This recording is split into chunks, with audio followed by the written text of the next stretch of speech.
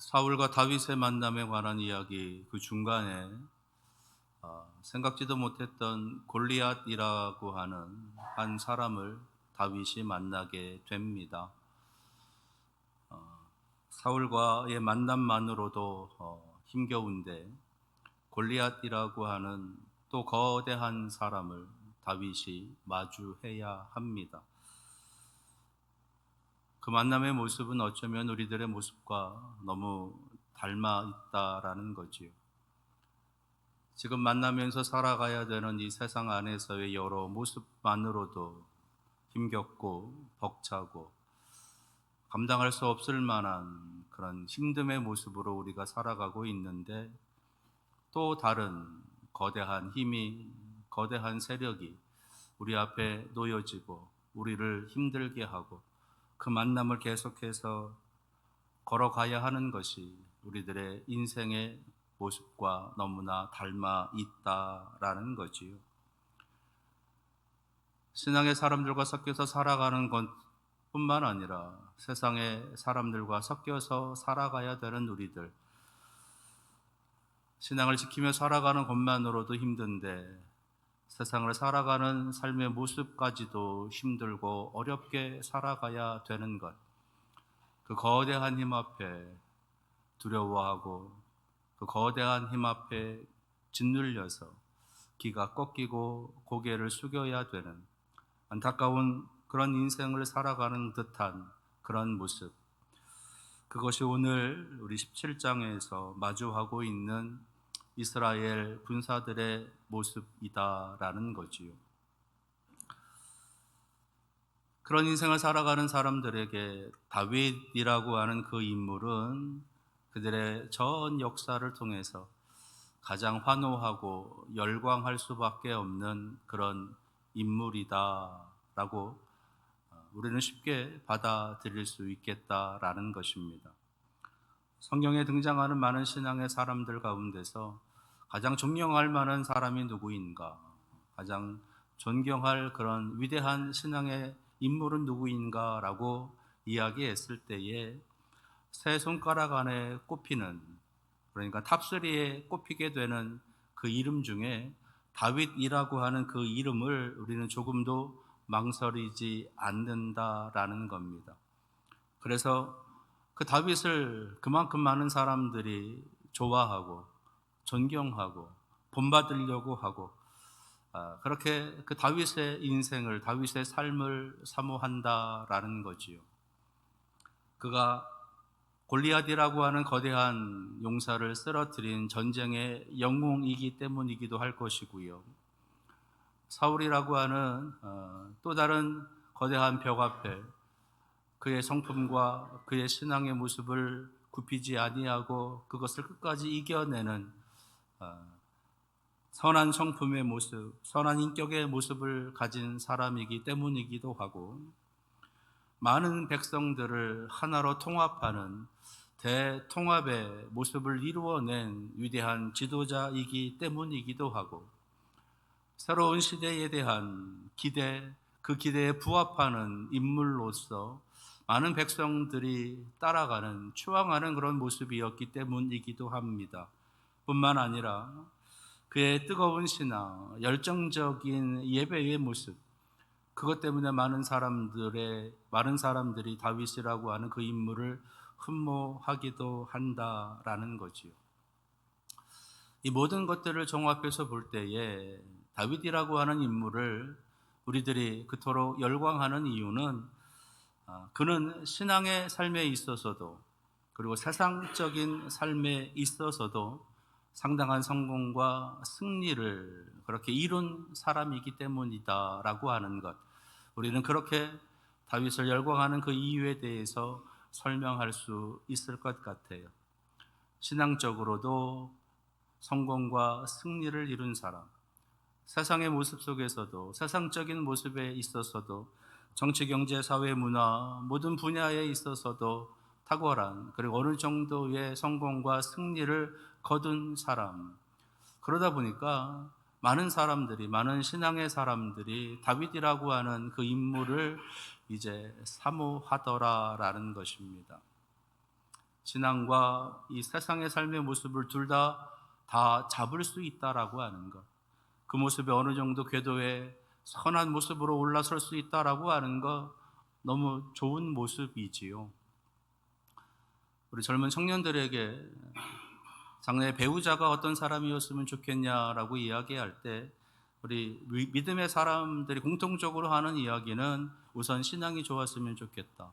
그리고 어느 정도 사회적으로도 능력이 있었으면 좋겠다라고 하는 것이지요. 신앙과 사회적 또는 세상적인 능력을 둘 다 갖추고 있는 사람, 그런 사람이 있느냐라고 하는 겁니다. 문제는 그런 사람이 있느냐. 현실은 신앙이 좋으면 세상적이거나 사회적인 부분에 있어서 좀 떨어지고요. 세상적으로 또는 사회적으로 좀 상당히 좋은 편에 속하면 반면에 신앙적으로도 좀 떨어지는 그런 모습들. 그래서 이 둘 다를 갖는다는 것 참 힘들다라고 하는 것이고요. 그리고 다른 사람을 볼 필요도 없이 우리들 자기 자신만 봐도 그렇잖아요. 내 자신만 봐도 내가 좀 신앙적으로 좀 괜찮다라고 하면 사회적으로 또는 세상적으로 그 위치가 어느 정도가 되는지, 또는 사회적으로 세상적으로 위치가 어느 정도 있다라고 할 때의 나의 신앙의 모습은 어떠한지, 멀리 볼 것도 없이 나 자신만 봐도 그게 쉽지 않다라고 하는 것, 우리는 쉽게 바라볼 수 있고요. 쉽게 그런 표본도 얻을 수 있겠다라는 것입니다. 그래서 다윗을 우리는 존경하고요. 다윗에 대해서 열광하고 다윗을 따르고 싶다라고 하는 그런 어떤 소망도 가져보게 되는 것이지요. 그런 다윗에 대한 이야기를 하나님께서는 17장에서 시작을 하면서 그의 앞에 골리앗이라고 하는 거대한 장벽을 하나 세워 놓으십니다. 그리고 오늘 말씀 1절에서 16절에 있는 말씀 속에서 쭉 보시게 되면 다윗이라고 하는 그 이름은 딱 한 번 등장을 하고요. 대부분 골리앗이라고 하는 그 거대한 벽에 대한 설명을 아주 장황하게 하고 계십니다. 그의 외모가 어떻고, 그가 가지고 있는 무기가 어떻고, 그가 어떤 말을 하고 어떤 행동을 하고 있는지, 그런 것에 대해서 아주 장황할 만큼 길게 설명을 하고 있다라는 것이에요.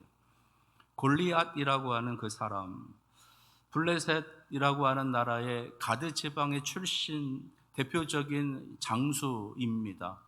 용병이에요. 용병이라고 하는 것은 전문적으로 군사의 일을 하는 사람들, 그러니까 직업 군인이라고 하는 거지요.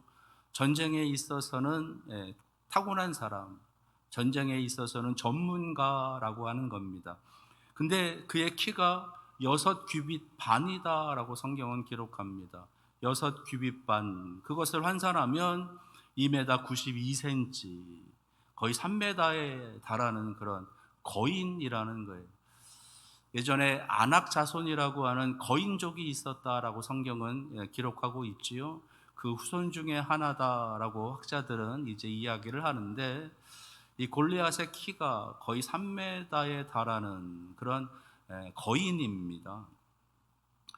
아마도 몸집도 상당했을 것이다 우리가 생각할 수가 있겠지요.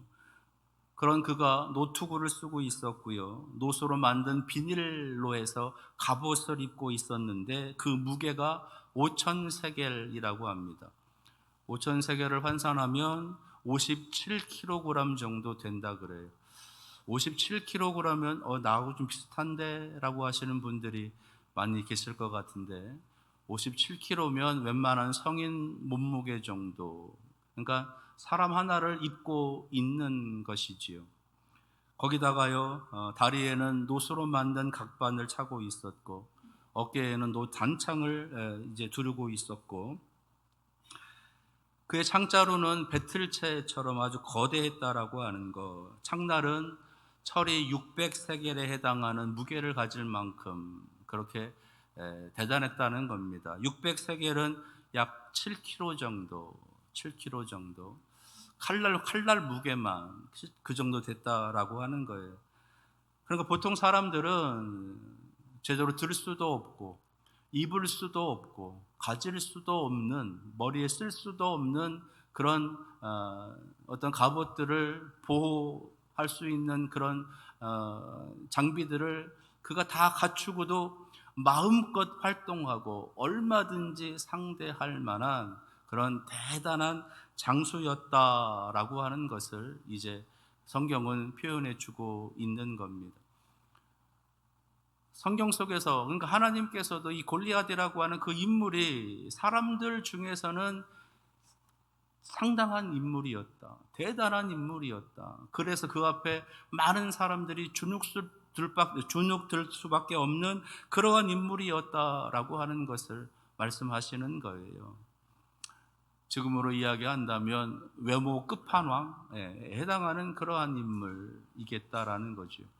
상당히 근육질의 그런 인물이었고, 그래서 언뜻 이제 한번 생각해 봤는데 3m 정도 되는 마동석을 한번 여러분들 떠올리시면 골리앗이지 않겠는가.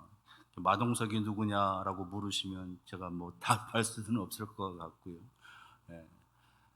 그런 사람이다, 그런 힘을 가지고 있는 그런 사람이다라고 하는 겁니다.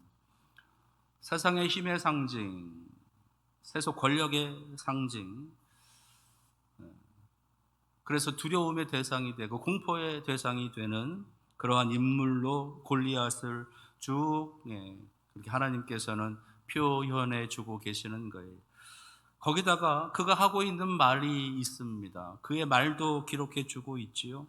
8절, 9절, 10절에 있는 말씀 속에 보시게 되면 이 골리앗이 이스라엘 군사들 앞에 당당하게 나서는 겁니다. 그러면서 너희들 여기 왜 나왔냐? 나 구경하러 왔느냐? 놀러 나왔느냐? 그러지 말고 나와서 1대1로 나오고 싸우자. 1대1로 나오고 싸워서 너희들이 이기면 우리가 너희들을 섬길 거고, 만약에 너희들이 지면 너희가 우리를 섬겨라 라고 하는 1대1 대결을 지금 그렇게 신청하고 있는 겁니다. 한 번, 두 번 나와서 그 말들을 하는 것이 아니라 오늘 말씀의 16절을 보니까요, 40일 동안을 밤낮으로 나와서 이 골리앗이 이스라엘 그 군사들 앞에 당당하게 나서서 나와서 나하고 싸우자라고 말하는 거예요. 내가 이렇게까지도 너희들을 모욕하고 있는데 너희들은 왜 그냥 있느냐? 너희들이 군사라면, 너희들이 군인이라면, 그 정도 용기가 있다면 나하고 1대1로 싸우자라고 하는 것이. 근데 이스라엘 군사들은요, 11절 말씀에 사울을 비롯해서 이스라엘이 블레셋 사람의 이 말을 듣고 놀라 크게 두려워하니라. 두려워했다는 거예요. 감히 나서지 못하고 있는 겁니다. 3m 되는 거대한 이 골리앗 앞에 완전히 기가 꺾여서 두려움에 떨고 있는 이스라엘의 모습을 그대로 보여주고 있습니다. 그러면서 그 다음 장면을 이제 이새의 집으로 넘겨가세요. 이새의 집. 우리는 그 이새의 집에서 다윗이라고 하는 사람이 있다라고 하는 것을 알고 있지요. 근데 다윗을 언급하기 전에 하나님께서는요, 이 이새의 세 아들, 첫째, 둘째, 셋째의 이름을 언급을 하십니다. 그들의 이름은 엘리야, 그리고 아비나답, 그리고 삼마라고 하는 세 아들의 이름이에요. 이들이 장성을 해서 이제 사울과 함께 싸움에 나갈 만한 사람이기에 전장에 나아갔다라고 하는 겁니다. 기쁘게 나갔을지, 용기를 가지고 내가 나가서 승리하고 돌아올 것이다 라고 하는 어떤 포부를 가지고 나갔는지 그것에 대해서는 알 수가 없어요. 근데 짐작컨대 전장에 나가는 사람이 기뻐서 즐거워서 재미삼아서 나가는 사람은 없을 거라는 거지요. 두려움도 있을 것이고요, 걱정도 있었을 것이고요, 불안한 그런 마음으로 가지고 나아갔다는 겁니다. 그런데 이 엘리압이라는 사람, 아비나답이라고 하는 사람, 삼마라고 하는 이 사람, 그 사람을 우리는 전에 한번 만난 적이 있어요. 16장에서 만났습니다. 사무엘이 이새의 집에 들어갔을 때, 이새의 집으로 방문했을 때 하나님께서 예비해 놓으신 또 다른 기름을 붓기 위한 그 사람을 만나기 위해서 이새의 집에 갔을 때 제일 먼저 마주한 사람이 큰아들 엘리야, 그리고 아비나답, 삼마였다는 거예요. 사무엘이 그 아들들을 보면서 그의 마음에 속으로 뭐라 그랬냐 하면 사울을 대신할 이스라엘 왕이 될 제목이다 라고 여겼다는 거예요. 속으로 그런 생각을 가지고 있으니까 하나님께서 아니라고, 이 사람은 아니라고, 그렇게 그 아들들이 계속 나올 때 하나님께서는 아니다라고 하는 사인을 주었다는 겁니다. 그런데 사무엘의 눈에는 왕의 제목으로 보였다는 거예요. 왕이 될 만한 인물이었다는 겁니다. 그 아들들이 셋이 나왔어요. 외모적으로도 어느 정도 출중한 그런 사람들이었겠다라고 하는 것이지요. 보기에도 듬직해 보이는 사람, 용기 있어 보이는 사람, 어쩌면 전쟁에 나아가서 혁혁한 어떤 큰 공을 세울 수 있는 그런 사람, 그런 기대가 있었던 사람들이었는데 이들조차도 이 골리앗 앞에 나아가지 못했다는 거예요. 그저 두려워 떨기만 했다라는 겁니다. 이스라엘에 이렇게 아무도 골리앗과 맞서 싸울 사람이 없느냐? 우리는 떠오르는 또 한 사람이 있어요. 그 사람이 누구냐 하면 사울의 아들 요나단이 있습니다. 여러분들 이 요나단이라고 하는 인물 기억하시지요?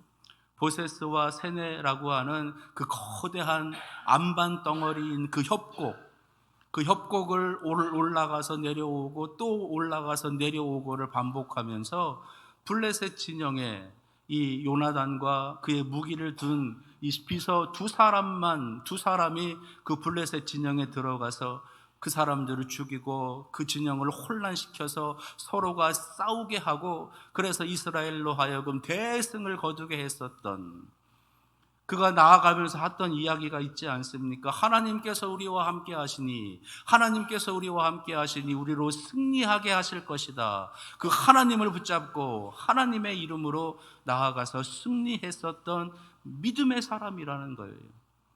근데 오늘 말씀에는요, 이 요나단은 이름이 등장하지 않아요. 그러면 이 전장에 없었을까? 아니라는 거죠. 분명히 사울 옆에 있었을 것입니다. 그럼에도 불구하고 이 요나단은 나타나지 않아요. 그 말은 이 요나단조차도 골리앗으로 인해서 기가 꺾였다, 눌렸다라는 겁니다.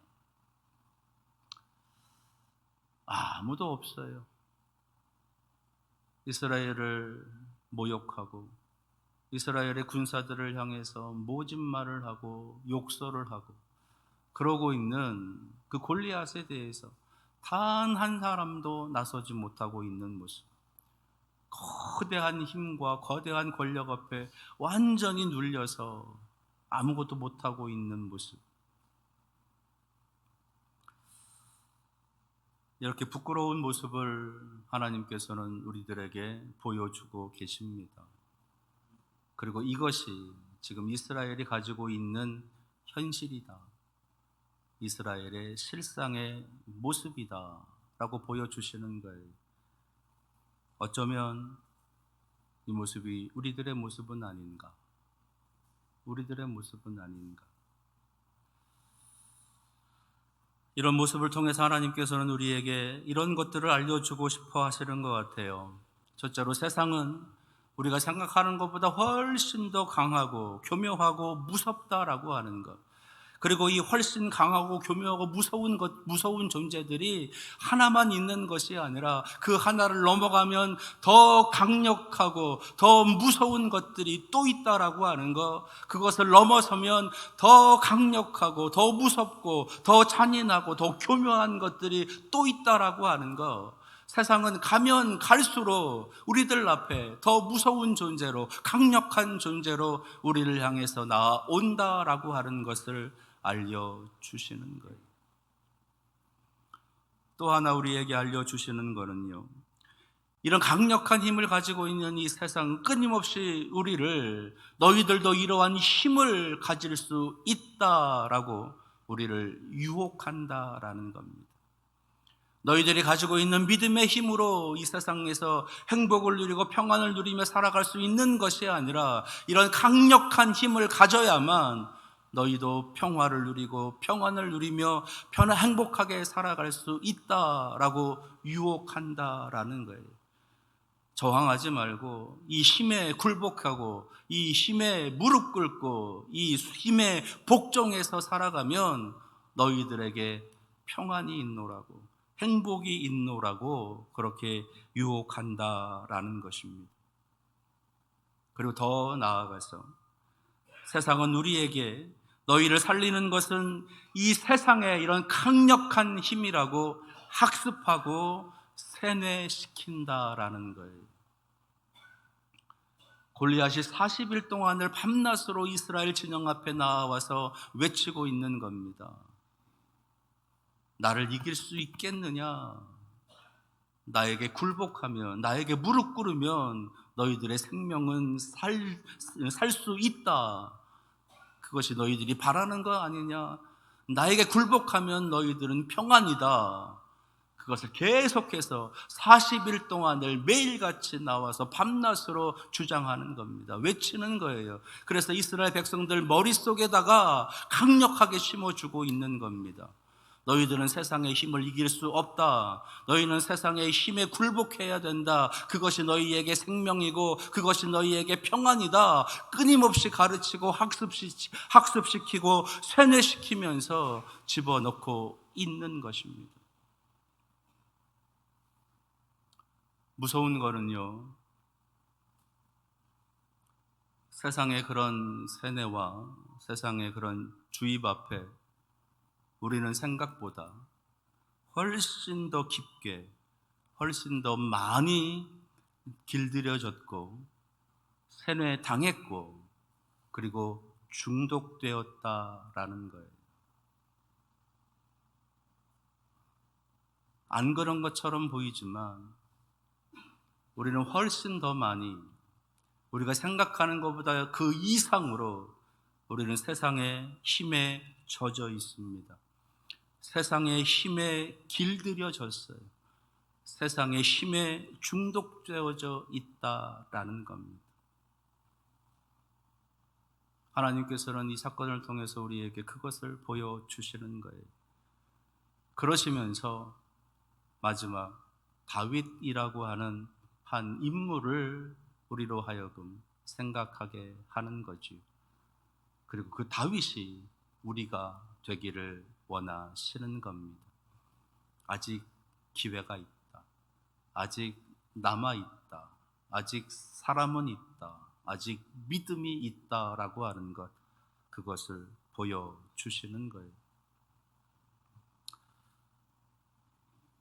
아직 시간을 주시는 하나님, 아직 기회를 주시는 그 하나님 앞에 이제 앞으로 우리가 만나게 될 그 다윗과 같이 다시 한번 용기를 내서 주눅들어져 있는 그 자리에, 길들여져 있었던 그 자리에서, 중독되어져 있었던 그 자리에서 다시 분연히 일어나서 하나님의 이름을 외치며 나아갈 수 있는 그런 믿음의 사람으로 다시 한번 새롭게 출발할 다짐과 그런 결단을 할 수 있는 오늘 여러분들 되시기를 바랍니다.